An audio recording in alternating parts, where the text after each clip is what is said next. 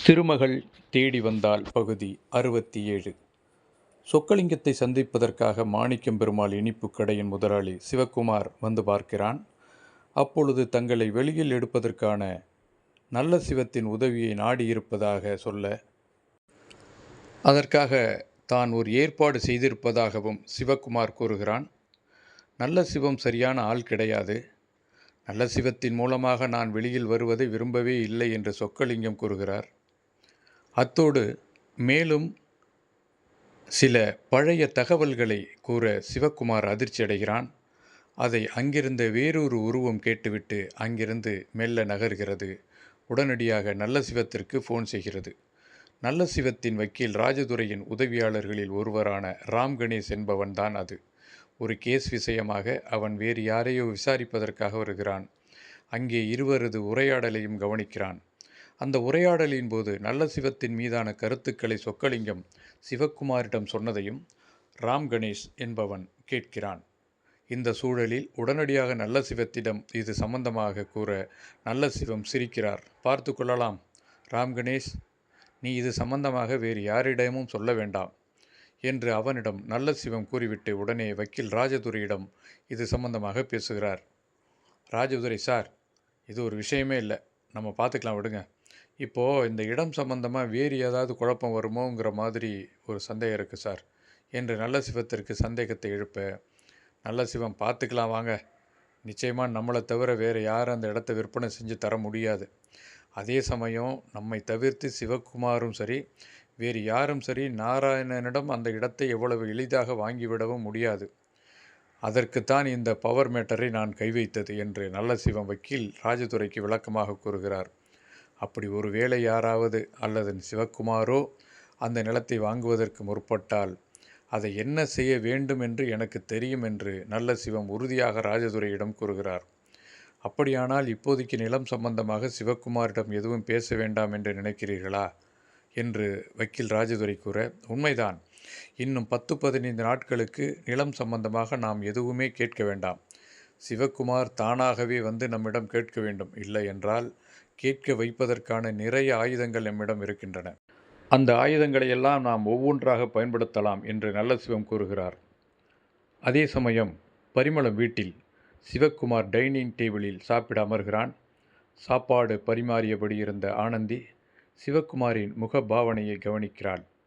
ஏதோ பறிகொடுத்தது போன்று அவன் இருக்கிறான். குழப்பமான நிலையில் அவன் இருப்பதை கவனிக்கிறாள். மாமா, என்னாச்சு? எங்கே போயிட்டு வந்திருக்க? ஏன் ஒரு மாதிரி இருக்கு என்று கேட்க, ஏதோ சொல்ல வாயெடுத்தவன் அப்போது சிவானி, திருமூர்த்தி இவர்களுடன் பரிமளம் உள்ளே வருகிறாள். சிவக்குமார் ஆனந்திக்கு ஏதோ சொல்ல வாயெடுத்ததும் தாயாரை பார்த்ததும் சட்டென பேச்சை பாதியிலேயே நிறுத்திவிட்டு அப்படியே சாப்பிட ஆரம்பிக்கிறான். அப்போது பரிமளம் நேரே குழந்தைகளை அழைத்து சென்று கை கால் கழுவ வைத்துவிட்டு வெளியே அழைத்து வருகிறாள். டைனிங் டேபிளில் அமர வைத்து சிவானிக்கு சாதத்தை பிசைந்து ஊட்ட ஆரம்பிக்கிறாள். ஒருவாறு நிலைமையை புரிந்து கொண்ட ஆனந்தி சிவக்குமாரிடம் எதுவுமே பேசாமல் சாதத்தை மட்டும் பரிமாறிவிட்டு அங்கிருந்து மெதுவாக நகர முற்பட, ஆனந்தி, நீ சாப்பிட்டியா என்று பரிமளம் கேட்க, இல்லைத்த, நான் கொஞ்சம் நேரம் கழித்து சாப்பிட்றேனே. இல்லை, வந்து உட்காரு, சாப்பிடு என்று வலுக்கட்டாயமாக ஆனந்தியையும் பரிமளம் சாப்பிட அமர வைக்கிறாள். ஆனந்தி மெதுவாக சாப்பிட ஆரம்பிக்க பரிமளம் சிவக்குமாரை பார்க்க, சிவக்குமாரிடம் பரிமளம் ஏதாவது கேட்டு விடுவாளோ என்ற யோசனையில் ஆனந்தி தன் மகன் திருமூர்த்தியிடம், டேய், நேற்று ஏன் ஸ்கூலுக்கு ஹோம்ஒர்க் எழுதிட்டு போல? உங்கள் மிஸ் எனக்கு ஃபோன் பண்ணாங்க. நேரம் ஆயிடுச்சுமா, அதனால தான் 2 நோட்டு தான் எழுதிட்டு போனேன், ஒரு நோட்டு எழுத முடியாமல் போயிடுச்சு. சரி, சாப்பிட்டுட்டு போய் உட்காந்து நேற்று வீட்டு பாடம் இன்றைக்கி வீட்டு பாடம் எல்லாத்தையும் சேர்த்து எழுது போ. சரிம்மா என்று திருமூர்த்தி சொல்லிவிட்டு மீண்டும் சாப்பிட ஆரம்பிக்க பரிமளம் மறுபடியும் ஏதோ சொல்ல, மாமா, சிவானி இந்த வருஷம் ஸ்கூலில் சேர்த்து விடலாம் என்று சிவக்குமார் சாப்பிட்டு விட்டு எழுந்திருக்க முயல, டே சிவா, ஸ்கூல் விஷயமாக இடம் பார்க்கணும்னு சொன்னியே, பார்த்துட்டியா என்று பரிமளம் ஆரம்பிக்க, பார்த்துட்டே இருக்கம்மா, எப்படியும் இந்த மாதத்தில் பார்த்துடலாம் என்று சொல்லி கொண்டிருக்கும் பொழுது தினேஷ் காலிங் என்று ஃபோன் வருகிறது. சிவக்குமார் எடுத்து பார்க்கிறான். கேஷியர் தினேஷ் காலிங் என்று ஃபோனில் இருக்க சிவக்குமார் சற்று தள்ளி வந்து ஃபோனை அட்டன் செய்கிறான். தினேஷ் ஃபோனில் சொன்ன தகவல் அவனை சற்று அதிர்ச்சி அடைய வைக்கிறது. சார், எங்கே இருக்கீங்க? தினேஷ் சற்று படபடப்புடன் சொல்ல ஆரம்பிக்க, கொஞ்சம் இருப்பா என்று சிவக்குமார் வீட்டிலிருந்து சற்று வெளியே வந்தான். சொல்லு தினேஷ், கடையில் ஏதாவது ப்ராப்ளமா? சிவக்குமாரும் சற்று படபடப்புடன் கேட்க ஆரம்பித்தான். இல்லை சார், நான் வேறு ஒரு விஷயமா உங்ககிட்ட பேசணும். என்ன விஷயமா தினேஷ்? சொல்லு, எதுவாக இருந்தாலும். சார், நீங்கள் இந்த ஸ்கூல் கட்டுறதுக்கான இடம் பற்றி பேசிகிட்டு இருக்கீங்கல்ல? தினேஷ் சொல்ல ஆரம்பித்ததும் சிவக்குமாருக்கு கருக்கென்று ஏதோ உள்ளுணர்வு உறுத்தியது. ஆமாம் தினேஷ், என்ன? அது சம்பந்தமாக ஏதாவது முக்கியமான விஷயம் இருக்குதா? எதையுமே வெளிக்காட்டி கொள்ளாத மாதிரியே சிவக்குமாரின் அந்த பேச்சு இருந்தது. சார், தப்பாக நினச்சிக்காதீங்க.